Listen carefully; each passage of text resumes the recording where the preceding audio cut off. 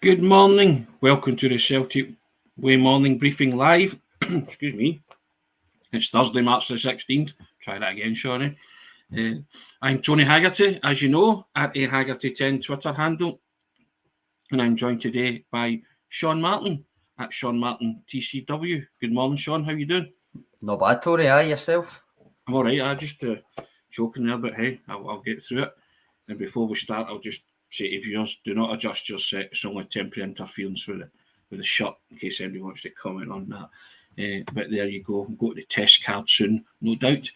But first and foremost, before we talk about everything and all things Celtic, I'll advise you to check the ticker tape running along the bottom. And as we do every day, subscribe to the Celtic Way and support top quality football journalism covering the club you love. And it costs you £2 for 2 months of unlimited access to everything that's written on the site. It's all for the click of a button, guys.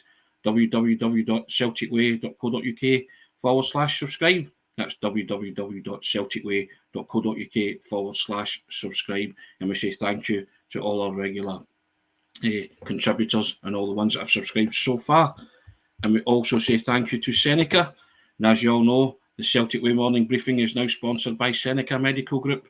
And SENECA are the #1 hair transplant company in Europe, and they offer innovative hair restoration treatments. And you can find out more about SENECA via the links in the description of this video. Now, Sean, I thought I was all international players snubbed out. And then, lo and behold, last night, Cameron Carter-Vickers becomes the latest to be, I say snubbed, but he's not been selected for the USA men's national team. Now, I put it to you, is Ange Postecoglou doing the Jedi mind trick here with lots of these international managers? There's conversations taking place that we don't know about. Seems a bit coincidental that all the Celtic players are not in any of their international squads as we reach the business end of the season, and Death Star quotes, the business end. So I don't know, but Cameron Carter-Vickers added to the list of players not travelling with their international squads. But good news for Celtic, Sean. I mean, you need to mention yesterday in relation to Hatate and Kyogo that you kind of still feel sorry for them, that they're playing well enough that should be in the international squad and all of that. And I think Cameron Carter-Vickers comes under that. So, I mean, from what I understand, the USA need to get results in these Nations League games. So this isn't like the Japan squad where it's essentially meaningless friendlies. So I was very surprised, and I'll be very surprised if there's anyone in that squad in better or more consistent form than Cameron Carter-Vickers, and I don't just mean with defenders. Anthony Hudson, who's the interim coach of the USA men's team, while Greg Berhalter stuff's kind of dragging on, he didn't comment on Carter-Vickers individually, but he did say that there was several absences due to a number of guys dealing with varying degrees of injuries, and he's left them out of this one with an eye on the summer. They've actually got games in April as well, by the way, so that's even further into the running. But those are against, I think, Ireland and Mexico, so it's not Nations League games. But I'm not sure if that applies to Cameron Carter-Vickers, the kind of varying degrees of injury thing. I don't see why else he would be out of the squad when he's been playing so well and he was in the World Cup squad. But if it does, whether it has any bearing on his availability for Hibs on Saturday, I guess we'll soon see. Correct. We'll find that out in the fullness of time, and Andrew will put everybody right at his as he addresses the media on Friday. Kirsty O'Connor, he's hanging on to Cameron Carter-Vickers for as long as he can. At the gates of Lennox time, by the sounds of it. I think that's just Celtic fans in general, Kirsty. They just want to hang on to him for as long as they can. Plunge McNugget coming in, quite happy our players are not being selected. Good news, certainly, for Celtic at club level. I'm always of the opinion that players should go and represent their countries. The highest accolade they can get. The manager feels like that too.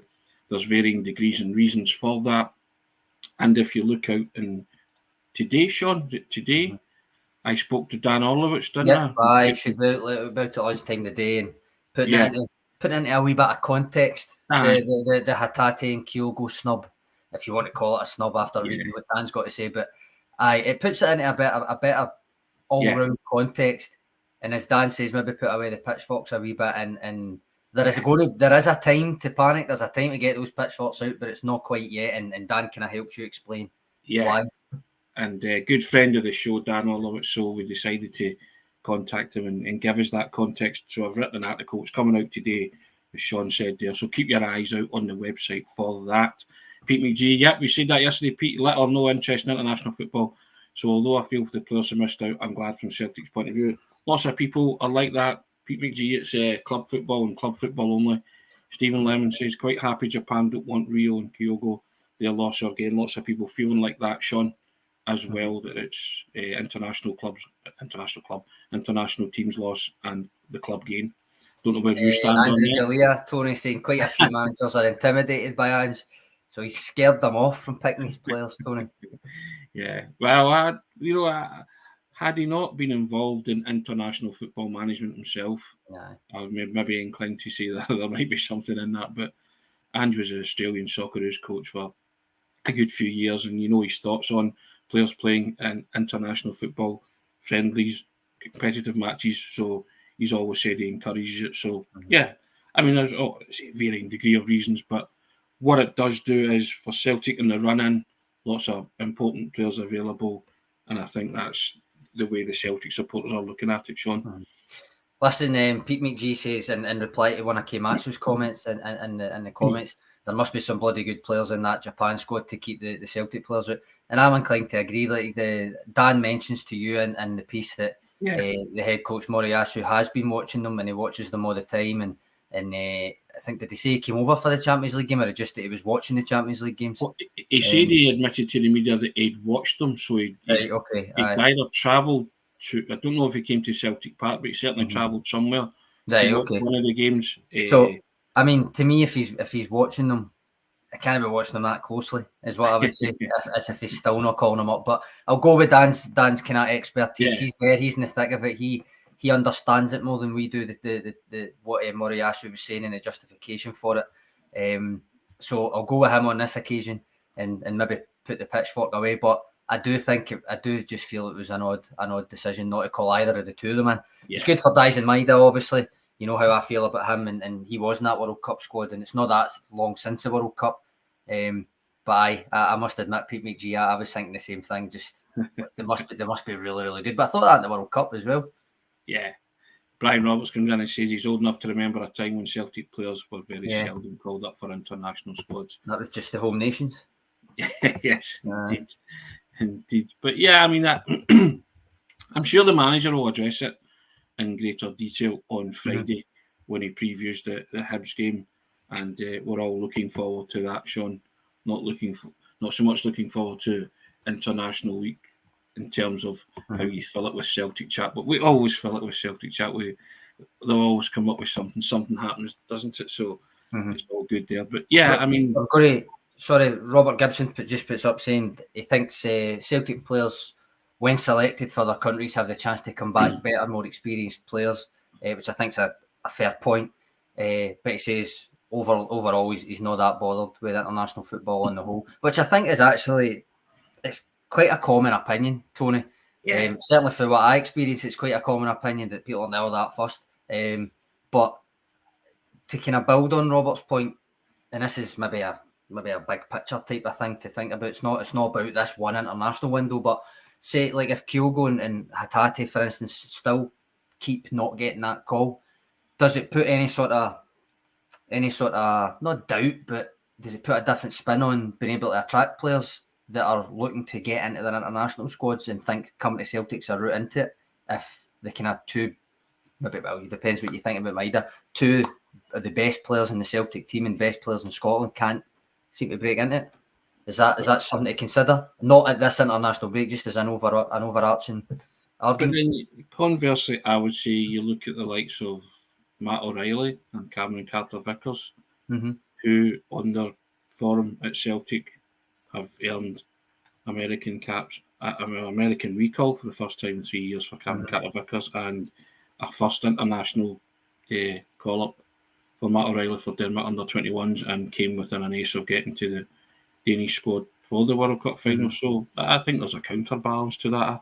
I think lots of people see Celtic as a viable option, and playing in the Champions League will definitely enhance your international prospects of playing or representing your country. So I think I agree with you. It's a valid point, we start talking about seeds of doubt, but I don't think that would be any kind of barrier to players wanting to come and play for Celtic at this particular juncture in the club's history, because I think lots of things are going well. There's lots of box ticking for certain footballers playing at a certain level, and if they're in and around the fringes of international football, then it wouldn't be a barrier at all. I think it'd be an enhancement or an inducement for them to come to play for Celtic.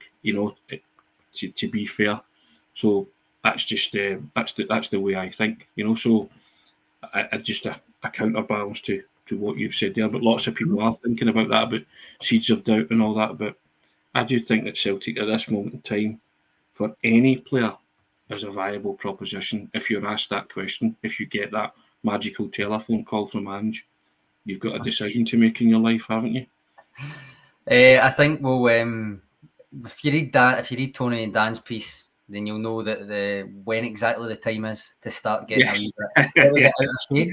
To lose their shape or something you said? There is a time. It's not this international window, but there is a time. There's a wonderful phrase that he says, I think it's in the headline, and I won't spoil it for you, but you'll get to it when you read it. So there you go. But yeah, I mean, it's caused a lot of stir this week with the international call-ups or not call-ups, or snubs. I hate the word snub because it's as if the door's shut and slammed forever and these guys are never going to play international football again. Okay, that's clearly not the case, because they will, because they're fantastic footballers and good players and playing very well at the top of their game. But I think the words that will cheer Celtic fans up and the fact that their players haven't been selected are treble chasing Celtic, Sean. Yeah. So I think in the grand scheme of things, a lot of Celtic supporters will think selfishly and say, I'm glad they're not called up, because of we enter now the stretch, the home stretch, 10 games in the league and a possible 2 more games in the Scottish Cup semi-final against Rangers at Hampden in April, alongside another league game against Rangers in April, when lots of things will be decided. Celtic will be in the Scottish Cup final or not, and they will maybe cement their lead at the top of the table or move further ahead of Rangers after that game in April. Remains to be seen, but lots of things kind of in the balance here, Sean, and could be decided. Aye, I think that is always a silver lining of somebody, and I think most Celtic fans think on it that way. That if you don't get called up, well, he's not going to get injured on international duty then. Obviously, you can still get injured at Lennoxtown, but that is, I think, the prevailing wisdom. If somebody doesn't get called up initially or instantly, it's to think of that silver lining. Well, if they're not getting called up, they're not travelling halfway across the world, they're not getting a game that's not for Celtic, and there's less chance of them getting injured. So I don't disagree with it. Yeah, and Steve McCrory made that point yesterday. He was saying they're not travelling all across the world, maybe not to play and not getting tired, fatigue and all that kind of stuff that causes. I was a bit, I mean, I think you just touched on it, but certainly you did with the Greg Taylor aspect of it, but I was kind of, I was surprised that Greg Taylor wasn't in the Scotland squad first and foremost, just because he usually is, basically. I was not surprised, well, I wasn't surprised in the slightest that Anthony Ralston wasn't in it, because I think I've made it clear on here before, I think any excuse not to pick Anthony Ralston will be taken by Steve Clarke, because he ignored them repeatedly when he was playing really well. Eventually called him up, played well again, and the comparison I always make is Nathan Patterson, who, as far as I can see, still doesn't really play professional football on a regular basis. So realistically, if he's not playing and still gets called up, Anthony Ralston, having, when he has played this season, played really well, should be getting called up, I would argue. But that said, I wasn't surprised in the slightest that he didn't. But I think when you look at the form Celtic have been in, and there is still a clutch of Scottish players in that squad regularly, to only have Callum McGregor in the squad for Scotland is disappointing. But I can kind of see the David Turnbull one, only sub-appearances for the most part. Again, though, he was the guy that I always pointed to that was basically getting asked to go away and just watch with Scotland. A lot of the time he was in the squads but never really getting a game.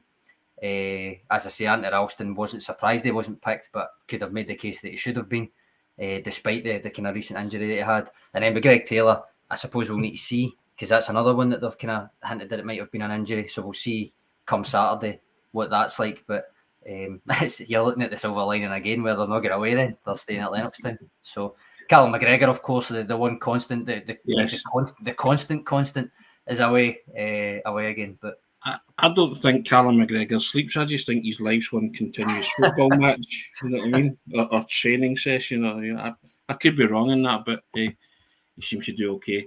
Now, Sean, another thing I wanted to talk about, and at the risk of going all status quo, I will. Here we are, and here we go. All together for 2 in a row. Here we go. Making friends all over the world. And the reason I'm saying that is because a broadcasting corporation in South Korea have decided to televise all the Celtic games because, is in the Celtic squad. SPO TV, we think that's how they call it. Maybe K-Matsu or somebody can let us know that's right. But SPO TV are broadcasting every Celtic game live due to Oh Hyung-Yu's involvement with the Celtic squad. And as I say, Celtic doing all the right things, ticking various marketing boxes and making friends all over the world, as alluded to there. Sean turned his face away and discussed it. Status quo lyrics, but there you have it. A Celtic Dar reference for all those people out there.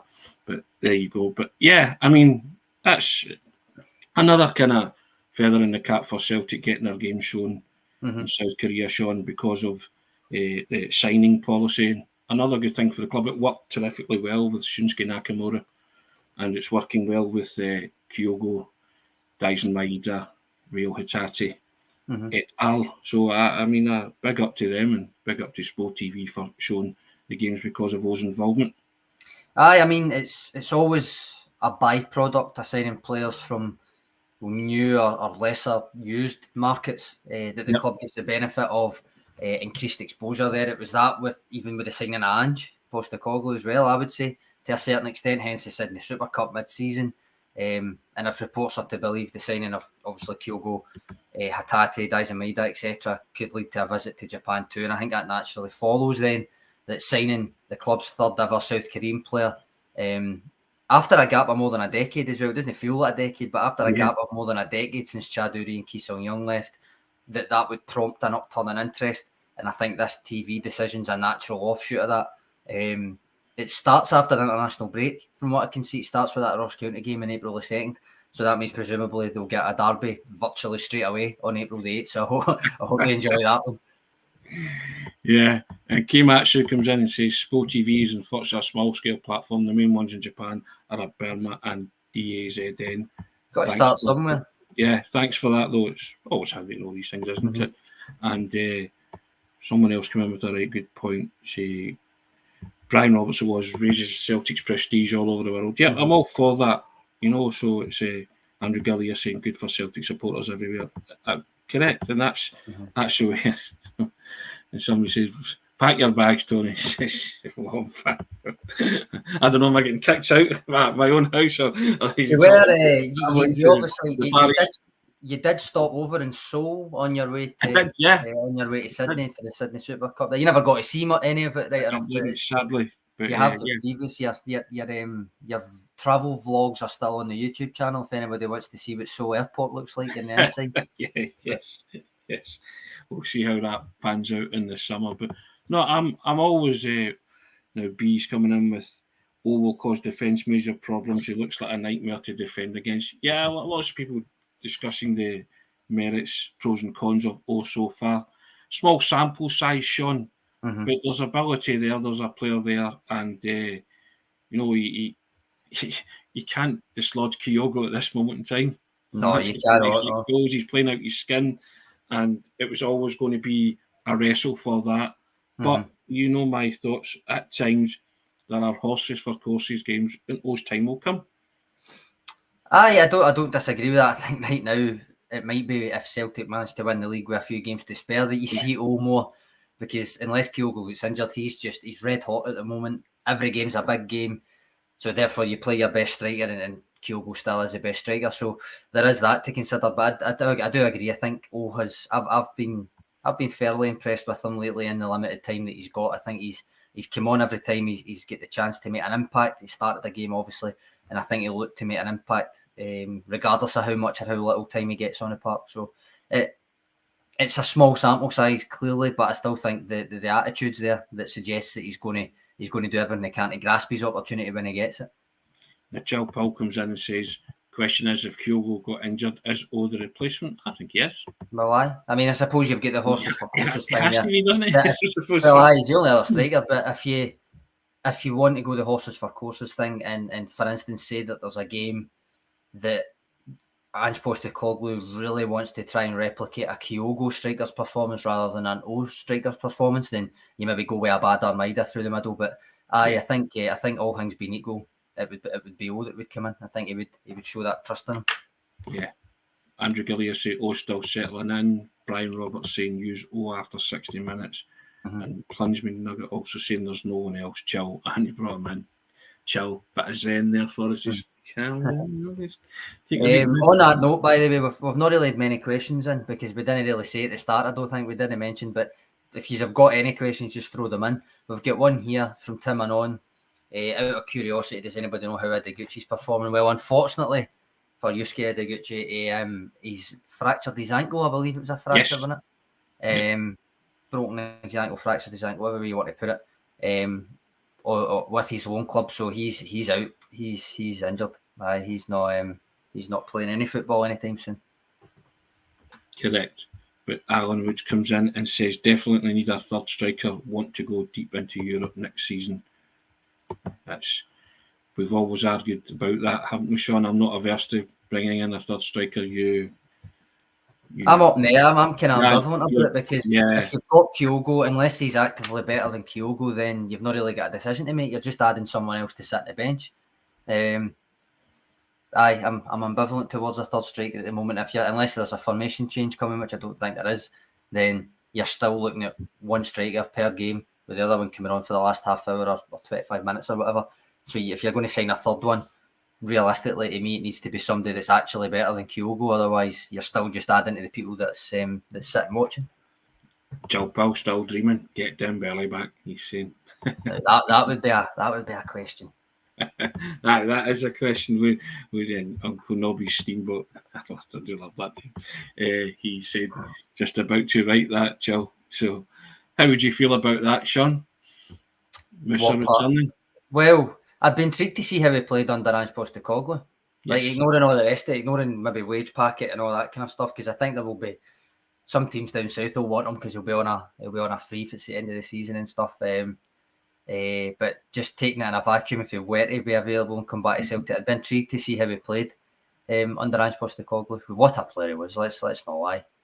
So loved him at Celtic, thought he was terrific, and I just, when they say things like that, they say don't go back, don't they? But I think Mr. somebody who the Celtic supporters would, all being equal, as you say, everything, level playing field, and if it could be arranged and it could be done, and Celtic wanted to do it, then that would be great. I think it'd be welcome back with open arms, to be fair. Now, speaking of strikers, I was going to say, Tony, there's an easy question for you to answer there. There's 10 league games left. Yes. Yes. There are. 1-0 to the Haggerty. Brian Roberts is asking, he's trying to draw us in, Tony, the day before the preview show. Same team for the Hibs game. Wait till tomorrow, Brian. I'll go all Macbeth on you there, Brian. Tomorrow and tomorrow and tomorrow. There you go. We'll do that and address that tomorrow. But speaking of strikers, Sean, and I said this to you off air before we came on, 10 years to the date since Samaras Saturday, and those who know will know I'm talking about Celtic 4, Aberdeen 3, Georges Samaras improvised overhead kick. Celtic came from 3-1 down to beat Aberdeen at Celtic Park, and I reliably, you do research and stuff like that, Sean, and knowing these dates, all that kind of thing, and that was one of Samaras's finest moments in a Celtic jersey. Quite a lot to choose from, but an incredible game where Celtic went 1-up, 3-1 down, and then won it in the 94th minute with Samaras overhead kick. So I want your memories of Samaras for a few minutes. Big Sammy, if you want to bring them in, fair enough, but I just thought it was a nice wee segue as we were talking about strikers and nice. You say strikers, I would say strikers who should have been wingers far before they were finally put out as wingers. But very frustrating player, Samaras. Oh, he was, yeah. Aye, but I mean that game you're talking about, Tony, 10 years ago today, I was at that one. I still had my season ticket at that point. Weird game. Weird game. They go at the very, very start, Chris Commons. Yep. Very, very start. I'm talking about like seconds in rather than minutes. And then I think it was it first half stoppage time, the equaliser, and then going 3-1 down in the second half, which was just they came into that game right on the back of 2 defeats in the league and getting bumped out of Europe. I think that was a Juve tie. So it was kind of like, oh, again, like surely this can't happen again. It's at Parkhead and all that kind of stuff. So going 3-1 down, but then Hooper's equaliser, you're now thinking, you know what? In context of the way the last couple of games have gone, and the fact that you went 3-1 down, you're kind of walking away with a point might not be the worst case scenario here. And then, of course, Samaras with that oddly taken overhead kick, and it was pandemonium. But it was one of his best moments. It's one of the ones that I think people would think on. Probably not the first one, because I think the first one would be that goal against Rangers in the derby. Yeah. But certainly it would be up there. Aye. These two comments, I think, sum Samaras up greatly. Robert Gibson, he was a mix of lazy sod and genius. And B, I love this, he always reminded me of a big wild horse. And then I've always thought of him more like a gazelle, Tony. I don't know about you, but well, he certainly played as if he'd Adidas gazelles on at times. You know what I mean? Yeah. For those who are familiar with Adidas trainers, don't know that. World beater to carpet beater, Tim Anon says, game by game. I think, to be honest, you could have a whole show on the polarising opinions of Samaras, but to be honest, Tony, that game, I don't know if you remember, there'll be plenty of people in the comments probably will remember, but that weekend was also kind of sticks in the head for, you'll remember the image as soon as I say it, but the kettling of Celtic fans just on the Gallagate near where the Untouchables furniture store was. There was that famous image, infamous image at the time, and that was obviously against the backdrop of the kind of offensive behaviour at Football Act, which was around a year in at that stage. So that kind of comes to my head for that game as well, because that was the same day, same weekend. When I think it was, what is it you call it, a corteo to walk all the way through the Gallagate and stuff, and the fans were kettled, and it was there was probably not enough of an uproar about it, but it was looking back on it, especially and seeing images and stuff, because you'll know the image I'm talking about. I know exactly what you're talking about. It was farcical. Now, moving away from Samaras, Hazel Finn come up with a question, Sean. The Seagrease situation is a bit odd and very rarely mentions him. What's your thoughts? Well, I've said this before, haven't I? That you didn't know if he was injured or not, because Anne's never ever mentioned him when he was talking about the guys that were out and stuff. I think it's just part and parcel of being clearly the backup keeper, that it's not necessarily one that you think on mentioning, because it's almost a given that Joe Hart is going to be playing. But I was kind of intrigued to know what his situation was getting into the earlier rounds of the Cup, because he played in the League Cup earlier in the season, then he got injured, and I was thinking the Morton and St Mirren games was probably when he was going to be penciled in to play again, but the injury was dragging on and all that thing. But Hazel's right, you never mentioned him for ages, so you weren't actually sure if he was injured or not, and I don't think the people at the pressers would have wasted a question on the backup keeper to ask if he was all right. Like, I don't think they would have. So he never get mentioned for ages, months it might even have been. He is, as far as I'm aware, he is back like training and stuff. So I think he is available. It's just that he's still there. You've answered that. He's still cutting about. He's still cutting about. But the Bain's obviously been on the bench recently, and then in the cup games, Hart played, because you're going with, well, it was a cup final and then a cup quarter final at Tynecastle. It's probably not, if he hasn't been playing the cup games up till now through injury, it's probably not when you throw him back in. And I think it's clear that Scott Bain's not in the picture in any way, shape or form, apart from as a training partner and to sit on the bench. So I think I think to answer Hazel's questions, my thoughts are he's just a backup keeper, and I don't think he's kind of had that and made any of those inroads to take the jersey off Joe Hart. And Joe Hart's approaching 100 games for Celtic, Tony. So you're going to say Joe Hart's approaching 100 years old? No, yet. Only if he's facing a penalty. No. So I think it would be safe to say that he probably will reach that 100 landmark before the end of the season, with the games that are left. Even if Celtic win a title with a couple of games to spare, I do still see Hart getting to that 100. Nice one. Now, here's one which will put us both right on the spot. Lee Massey, favourite Ange signing. That's just favourite. So not necessarily best. Just our favourite. Well, that's depending on your definition of favourite. You know, so I mean, don't go favourite as in the one you like the most, but not necessarily the best. I think that's the way I would go with favourite. Aye. So for me, favourite of his signings, it would be between. I mean, realistically, I should be saying Real Hatate easily, because obviously I wrote that article before he was rumoured and all that, so it benefits me to say Hatate. But in terms of favourite, got a soft spot for Carter-Vickers, but I'm thinking I'm going Maeda. You going Maeda? I think I'll go Maeda. Aye. Okay. Favourite, I'm going to go Cameron Carter-Vickers because I usually defenders are people that don't register on my radar, because I was when I played football, I played up front, and there's always goal scorers throughout Celtic history have attracted me. Very few defenders make me kind of sit up and go, you know, wow. Paul Elliott did, Mark Reaper did, this guy has as well. Even Virgil van Dijk, when he was at Celtic, I never thought, wow, I thought he was an elegant and magical big player, but I just thought everything he did was done with ease, you know. But and it's the same with Cameron Carter-Vickers, but I've genuinely watched him a lot more than I've watched kind of other defenders, and I just loved Big Reaper because I knew of Reaper before he came to Celtic, and I was delighted when they signed him, and I just thought he was a class act, and everybody loved Paul Elliott, didn't they, when he was at Celtic? So because he was the right defender at the wrong time for the club. So I would say my favourite's Cameron Carter-Vickers. The best's a different question altogether. So. Well, see, I would be tempted to say him for the best as well, but K Matsu comes in saying he could tell you today, but if you ask him tomorrow, he'd probably say somebody else. And I think that sums it up. To be honest, that's a wonderful way of follows it up by saying no incorrect answers, by the way, and Plunge McNugget maybe encapsulates it in 2 words: favourite child. It's like it's like being asked at school what you're going to be when you grow up. You know, one day you're a fireman, policeman, or whatever, a footballer, or then a football manager, or whatever. So, I was quite kind of straight down the line. I wanted to be Arthur Montford or Archie McPherson. I told people that from a very early age. So I nearly got there.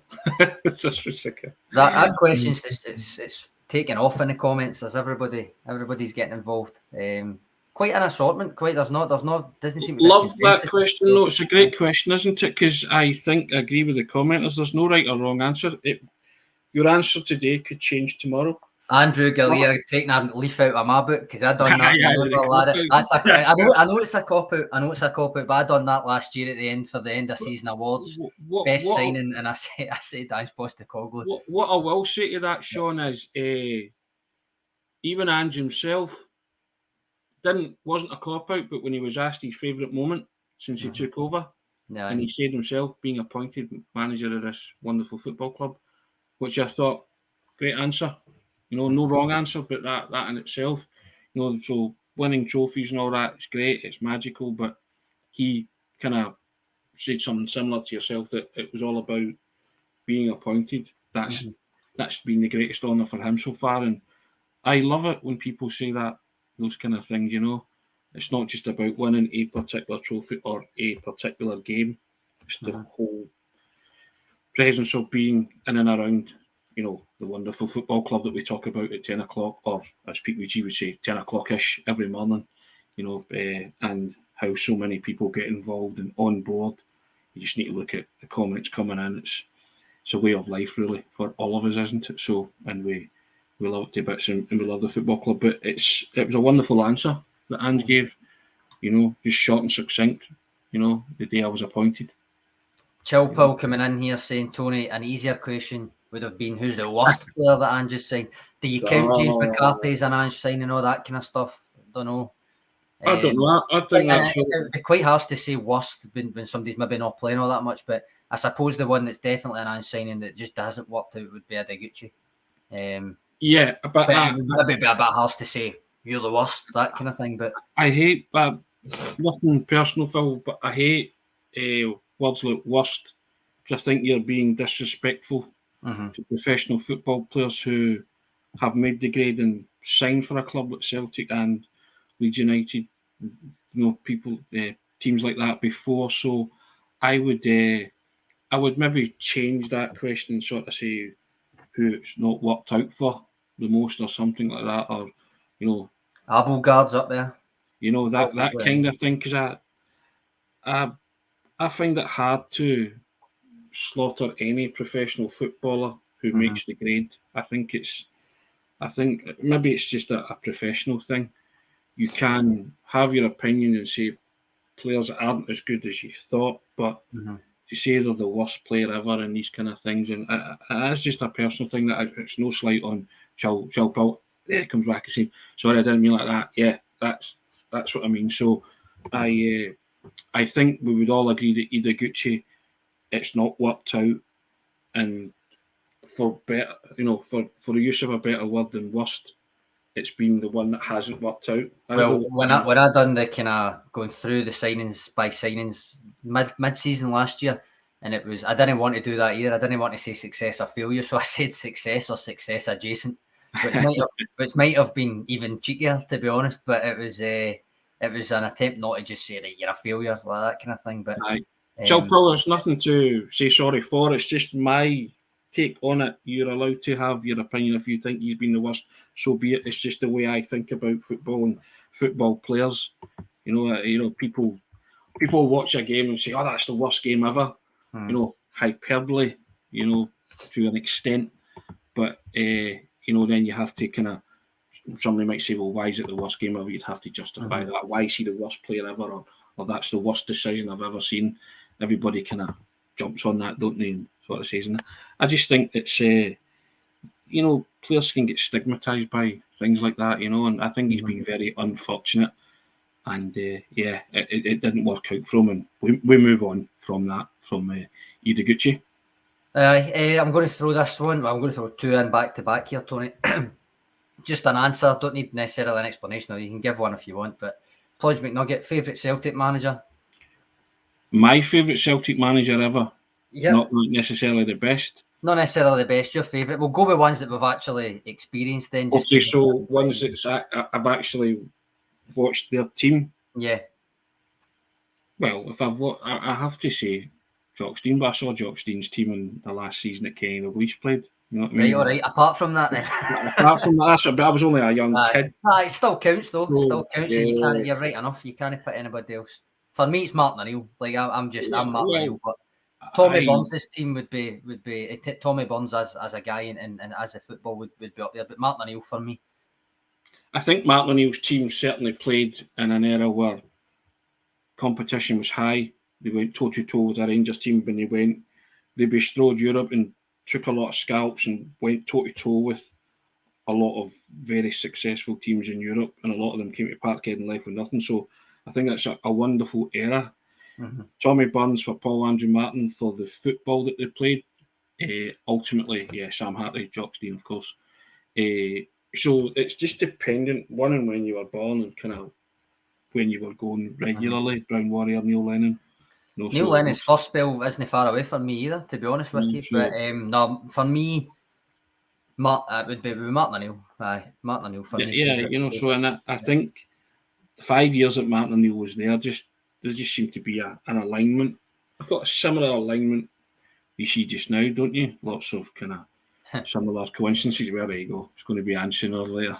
Uncle Nobby's Steamboat is like, obviously you're saying you saw that last wee bit of Jock Stein's team. So therefore you can't really pick anybody else just because it's Jock Stein. And he's saying anybody that has seen Jock Stein just can't play this game. You can't answer that question with there's no fun in it. It's got to be Jock Stein. And you can't disagree with that. A couple of ones coming in saying Billy McNeil. It's always going to again, these are always ones that are going to fracture and split and divide opinion, aren't they? But they're always great. We say arguments are always great discussion points, aren't they? Because Tommy Burns' teams played some wonderful football, but ultimately won nothing. But no, they didn't. In terms of favourite, but you contrast this with Andy's team, who could conceivably go through a season losing one game. Tommy Burns' teams did the same. lost one game in a season, lost the league to Rangers by 4 points. Mm-hmm.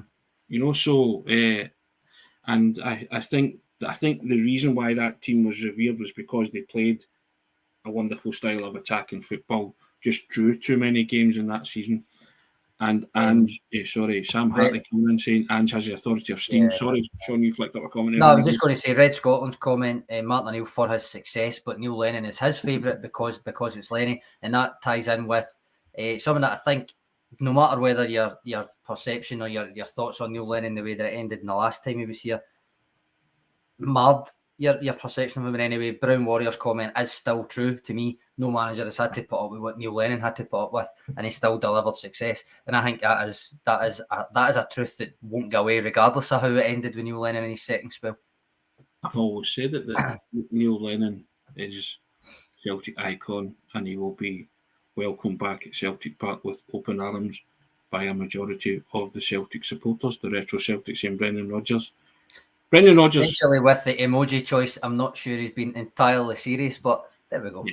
But I think Brendan Rodgers was good for Celtic, and Celtic were good for Brendan Rodgers. Mm-hmm. He gave you some wonderful times and lots of beating of Rangers and severe beating, savage beatings of Rangers during Brendan Rodgers' time. And Gordon Strachan as well. I love Gordon Strachan's time. 2 Champions League last 16 qualifications for Gordon Strachan.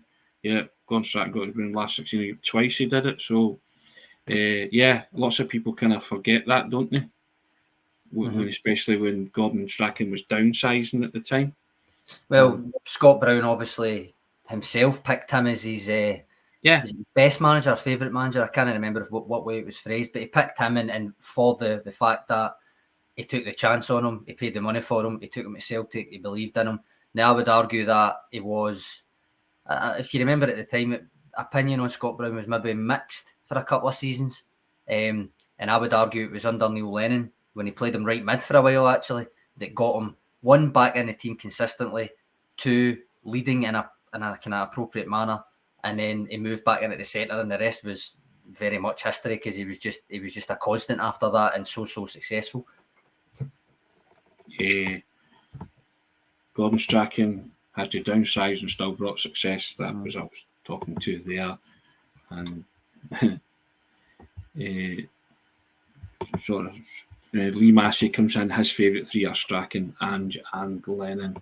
I think. Sorry, on you go, Tony. No, carry on. No, it was a different question. So if it's to do with that, just no, it's fine. There you go. Gary McDowell, who would you say Celtic's Young Player of the Year has been so far? Now, I can't remember what the stipulation is for young player, Tony, if it's under 21 or if it's under 22 or when the season starts or something like that. All I know is Kieran Tierney used to win it all the time. But if we take, I genuinely can't remember. So if we say it's under 21, I think you're still looking at maybe Leo Labada, maybe. How old's Matt O'Reilly? 22. Are you 22? I think so. But then if he was 21 when the season started, he might still qualify in this thing, because we're making it up. Remember, we don't. I think the rule is if you're 21 when the season starts, you qualify. Right. Well, he would have been 21 when the season started. I still think Matt O'Reilly's a really gifted footballer. Kevin Ferry are saying it's under 23. Under 23. So who does that lead us into then? Who does that include? Is there anybody there that you would think? I mean, everybody's saying Abada. I like Abada. Everybody's saying Abada here. I think Abada just blows too hot and cold for me. So just my own personality. I get it. I get that. And we've said that before. But the accumulation of what he gets at the end of the season might win it. But Plunge McNuggets, a man after my own heart, Matt O'Reilly. There you go. Chow Phil, what age is Cameron Carter-Vickers? Indeed, no. And Jamie Young saying no, maybe about it, Abada, and Alan Woods coming in saying Kobayashi next season. Now, we touched upon Kobayashi the other day, and I mentioned the fact that there was a moment in the game where he came on, and it was a difficult game to come on, and Hearts. You always thought that Hearts were going to have a go at the interval, but he made it look so simple. But there was one he pulled out there, Sean, with his thigh. It was a travelling bullet of a ball, and he just natural footballer. And I thought, you know what?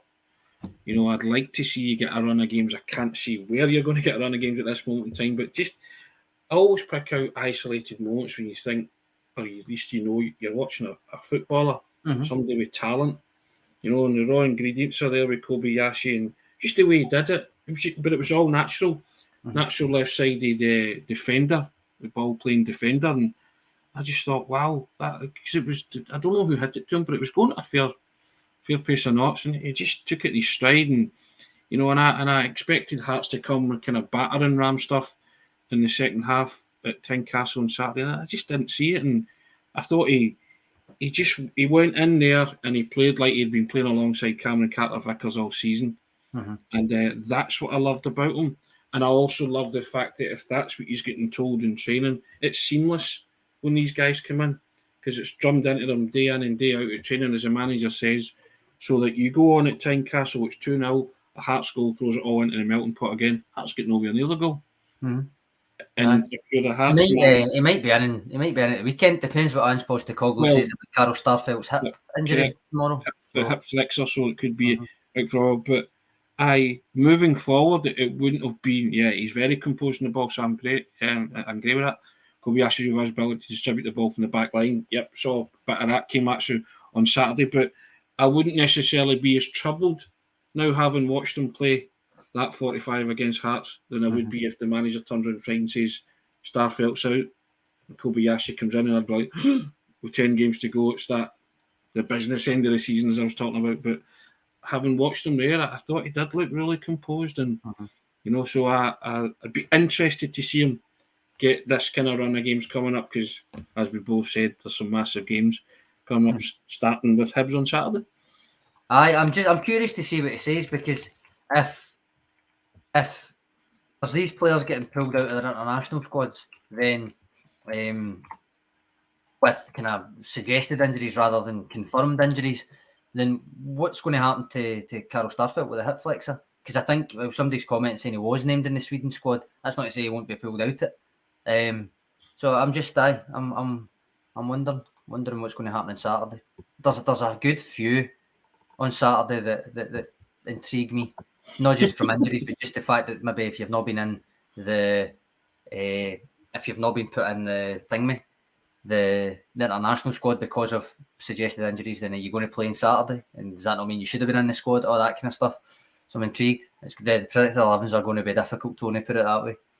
Yeah, indeed. Now the Retro Celtic put a dampener on everything. Retro Celtic, why don't you? No likey this question. No likey, no lighty. If we have to sell one player between Hatate, Cameron Carter-Vickers, Kyogo, or Jota in the summer, who would Celtic miss most? Who would they miss most? Yeah.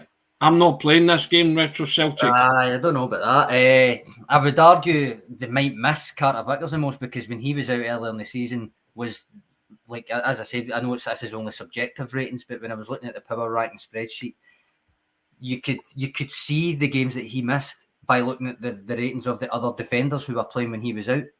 They just did not play as well, to our eye anyway, as when he was there. They also lost that game when he wasn't there as well. So I think Carter-Vickers, but then you're thinking Kyogo's goal, Hatate's creativity, Jota's everything. So I would say Carter-Vickers, but only because I feel obliged to answer the question rather than because I think it's an easy having one. Just said he's my favourite player, and I don't usually bond with defenders in a personal supporting sense, it would have to be Cameron Carter-Vickers. But I'm not selling anyone this summer. Celtic are not selling anyone this summer, Retro Celtic. I'm not having that. That's a bad question. I don't like that question. You have to face reality, don't you?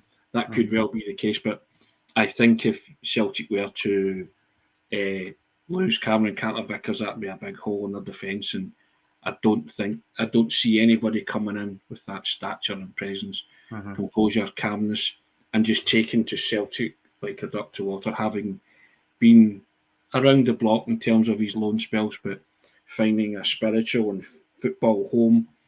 And I think all the kind of boxes were ticked. And again, I'll go back to the alignment with Ange coming in, but there's an alignment when Cameron Carter-Vickers came in. This club suited him and he's loving it, and we're loving having him here. And I just hope he stays around for a while yet. Aye, fair enough. I think that's a difficult question. That was. Yeah, I like the questions. They're great questions, but when they involve a difficult slant, you just don't want to face it, really, do you? Tim Anon had asked this earlier. I'm not going to put it to you now because we kind of answered about selling a player there, but he'd asked that earlier and I'd favourited it, saying if you had to sell 2 to fund next season's Champions League, who would you sell? Pass. No. I just want to enjoy this, live in the moment while we can. The summer will take care of itself, but hopefully Celtic will be back in the Champions League group stages proper again and competing against the best. And if you want to compete against the best, then you can't be selling your best players 2 and 3 at a time, Sean. No. My thoughts. I mean, Celtic have always got this. There is a window where you can sell people. There is a window you can sell people. Yeah. You don't necessarily want to be selling 3 in one summer or anything. So, Kirsty O'Connor's got it. People stop upsetting Tony. Yes, indeed. I live in the real world. I get, and as you said, Sean, there is a window where you can sell people in. And just warned us that don't get too attached.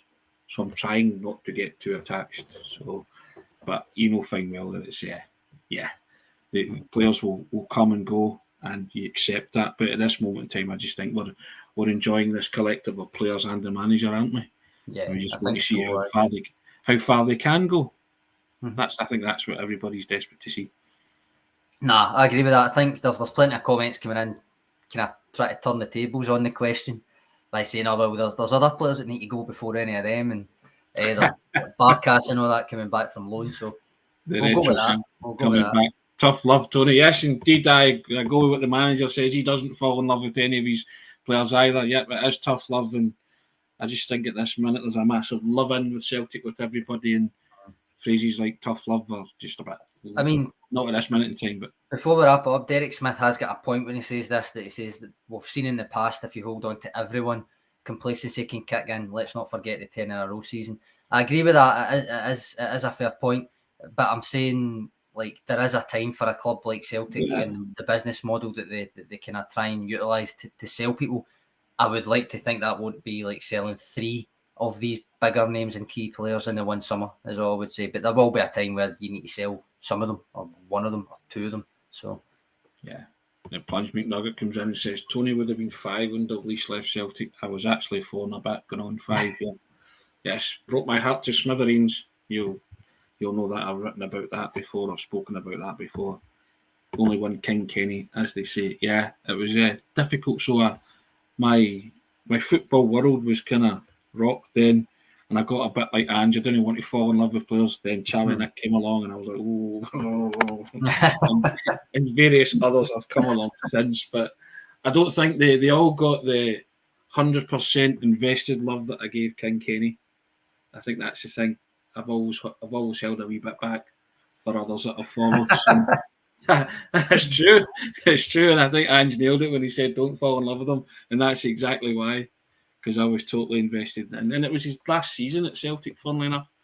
So but so there you go. But it's yes, indeed, these things happen, Sean. I don't know who your heroes were growing up, Sean. A few Larson. Aye.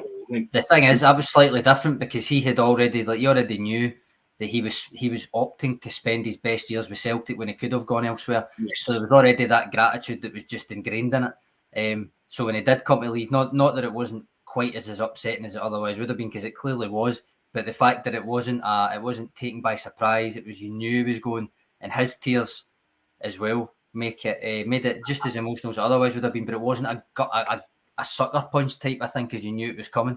But that's the one for anybody my age that would stick out as Henrik Larsson going.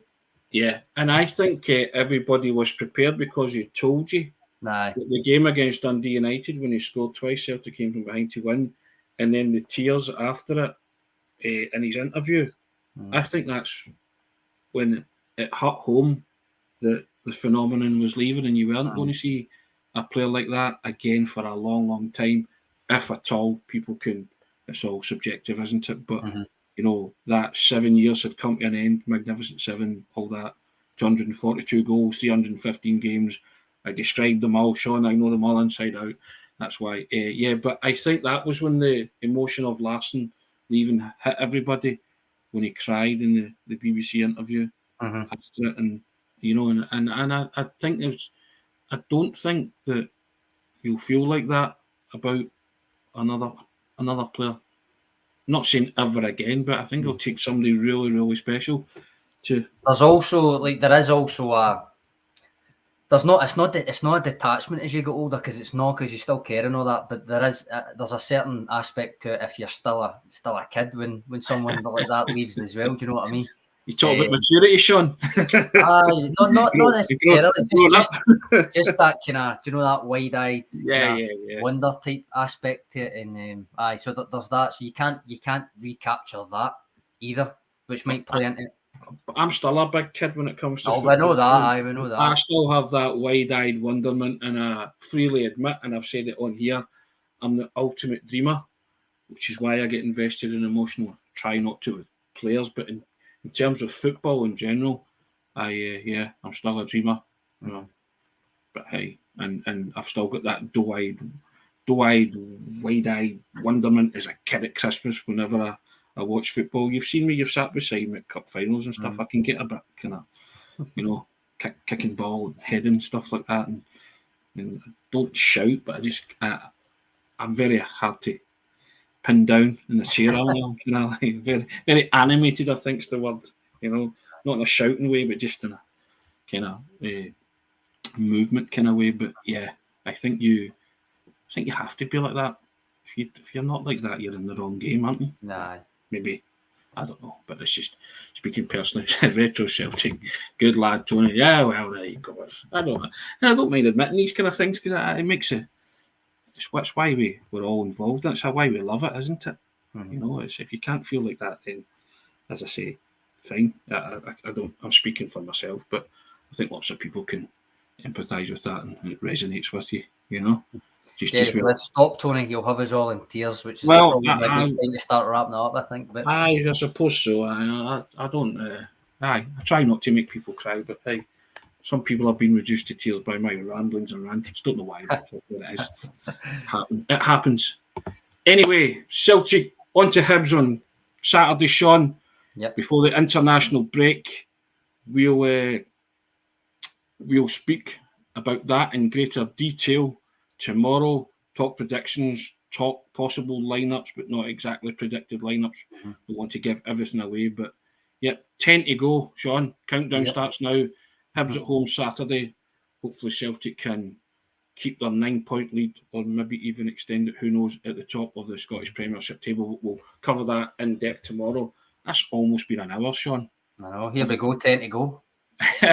Of a programme we thought would take a while to fill, or what we were going to fill it with. It's never boring, Sean, is it?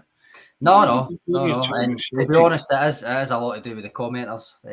Correct, but that's why we throw things in. So appreciate that. That's why we appreciate them, exactly, and we do love them for what they do and for tuning in to us and making it part of their everyday ritual and routine, whatever you want to call it. But I'll ask you again to take your direction to the strapline running along the bottom. £2 for 2 months, guys. Unlimited access to everything that's written on the website. It's a click of a button. www.celticway.co.uk/subscribe. We thank you to everybody who's done that already. We all need to look at the comments coming in and the interaction and engagement we get on a daily basis. We love it. Hope you do too. If you subscribe to the Celtic Way, you're helping, supporting top quality football journalism covering the club you love. As I say, it's £2 for 2 months. www.celticway.co.uk/subscribe. Hit the button. Thanks for all the guys who already done that. And we say thank you to SENECA. And the Celtic Way morning briefing is now sponsored by SENECA Medical Group. And SENECA are the #1 hair transplant company in Europe, and they offer innovative hair restoration treatments. You can find out more about SENECA via the links in the description of this video. Hopefully I didn't make anybody cry. If you did, we'll all go and dry our eyes. As Arthur Montford once said, we need a break, you need a break, let's take a break. We'll be back tomorrow for a fabulous Friday. Sean, first class as always. Always enjoy your input on these days. All righty. Cheers, Tony. Cheers, guys. Much appreciated.